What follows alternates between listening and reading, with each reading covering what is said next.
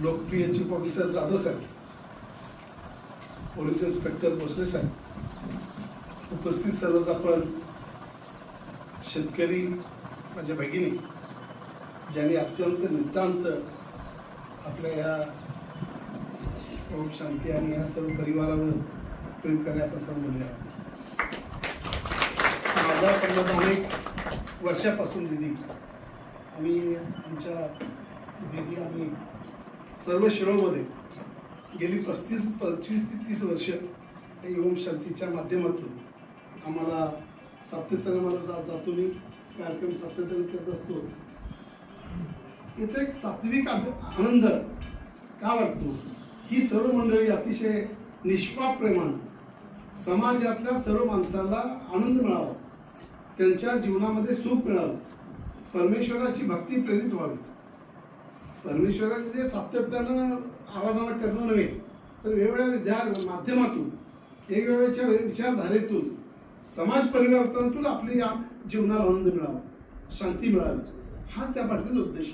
ही मंडळी निस्वार्थी प्रेमानं आज संपूर्ण जगभरामध्ये अतिशय मोठ्या प्रमाणामध्ये याचा प्रसार आणि प्रचार करतात.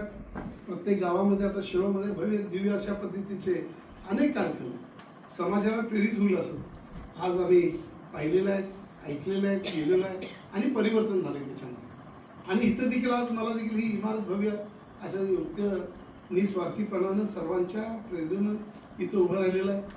आणि म्हणून ही प्रेरणा मिळते. थोडी सुरुवातीला संख्या कमी होती, आता इतकी प्रचंड संख्या वाढत चाललेली आहे. संपूर्ण या भागामध्ये आपल्याला या माध्यमातून सर्वांना प्रेरित करण्याचं काम हे आमच्या दिदी करतायत. आणि म्हणून त्या दृष्टीनं हे धन्यवाद देतो. आज मला इथं शेतकऱ्यांच्या संदर्भात म्हणजे शेतकऱ्यांना कशा पद्धतीने शेती त्यांनी तयार करावी, रासायनिक शेतीचे सोडून द्या. रासायनिक शेतीच्या माध्यमातून अनेक फार वाईट होत राहते. आमच्या तर शिरोळ तालुक्यात कॅन्सरचं प्रमाण त्यामुळे वाढलेलं आहे. आणि म्हणून रासायनिक शेतीच्या ऐवजी आपण चांगल्या पद्धतीचं खताच्या माध्यमातून या शेतीमध्ये तुम्ही जावं.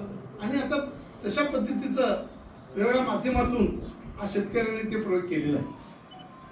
तात्काळ त्याचा उपयोग होतो, फायदा होतो रासायनिक शेतीचा, पण त्याचा दुष्परिणाम फार मोठा आहे.